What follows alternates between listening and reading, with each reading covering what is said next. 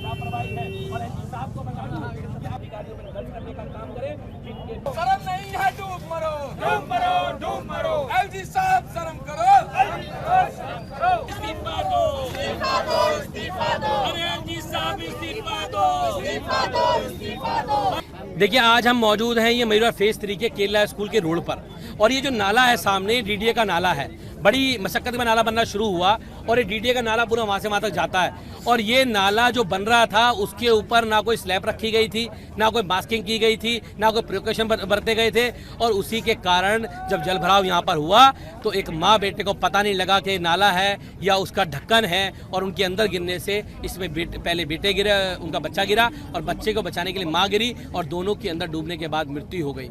आज बड़े दुख के साथ मुझे कहना पड़ रहा है कि डीडीए की लापरवाही के कारण आज एक माँ और बेटे की जान चली गई। मैं आज एलजी साहब से कहना चाहता हूँ कि एलजी साहब, ये तो वो विभाग है जो सीधा आपके अंदर में आता है, जिसको सीधा आपको रिपोर्ट करता है। एलजी साहब, आप पीडब्ल्यूडी के काम देखते हो, आप एयरपोर्ट के काम देखते हो, आप सब में घूमने का बड़ा शौक है आपको, लेकिन डीडीए के काम पे कभी नहीं घूमते हो एलजी साहब। ये तो सीधा आपके अंतर्गत आता है। मैं एलजी साहब से कहना चाहता हूँ, एलजी साहब, आपने दिल्ली की जनता को परेशान करने का काम किया है। आपको कुर्सी पे बैठने को हक नहीं है। आप केवल भाजपा के लिए काम करते हैं, पॉलिटिकली काम करते हैं। आप तुरंत प्रभाव में इस्तीफा दें और जो दोषी अधिकारी हैं डीडीए के, उन डीडीए के अफसरों पे कार्रवाई करने का काम करें और उनके ऊपर ये हत्या का मुकदमा दर्ज करें, क्योंकि हादसा नहीं है, ये हत्या है। और उसका मुकदमा दर्ज करने का काम लेफ्टिनेंट गवर्नर करने का काम करें, और लेफ्टिनेंट गवर्नर को अपने पद पे रहने का वो अधिकार नहीं है। वो तुरंत प्रभाव में एलजी साहब इस्तीफा देने का काम करें और उस परिवार को न्याय मिले, उसको उचित मुआवजा मिले। उसकी मांग को लेकर परिवार के साथ हम रात को भी यहाँ खड़े थे, सुबह हॉस्पिटल में भी खड़े थे,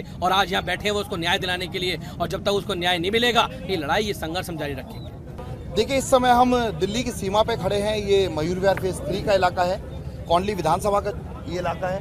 यहाँ पर पीछे आप देख सकते हैं जो मकान नज़र आ रहे हैं, ये उत्तर प्रदेश के थोड़ा एक इलाका है, उसमें लगते हैं। और ये मकानों के सामने यहाँ पर बिल्कुल सीमा के ऊपर एक दिल्ली और उत्तर प्रदेश की सीमा पे एक नाला है जो कि सीधे तौर पे दिल्ली विकास प्राधिकरण के अंतर्गत आता है। और दिल्ली विकास प्राधिकरण यानी कि डीडीए सीधे तौर पर दिल्ली के उपराज्यपाल महोदय के अंतर्गत आता है। तो आज हम यहाँ पर ये मांग लेकर बैठे हैं कि जो यहाँ पर कल रात को एक दुखद हादसा हुआ है, कल भारी बारिश के बीच में ये जो नाला जो निर्माण कार्य जिसमें चल रहा था, उस नाले के अंदर डूबने से एक माँ और बेटे की मृत्यु हो गई।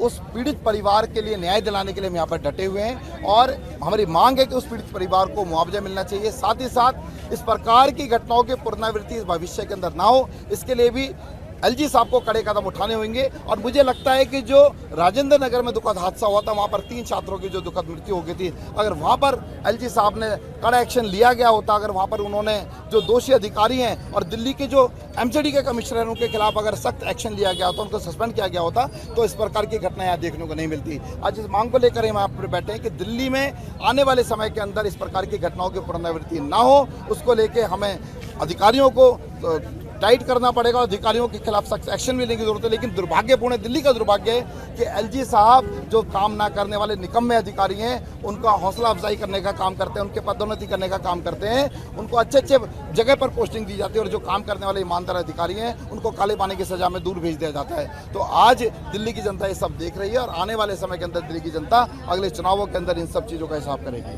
धन्यवाद।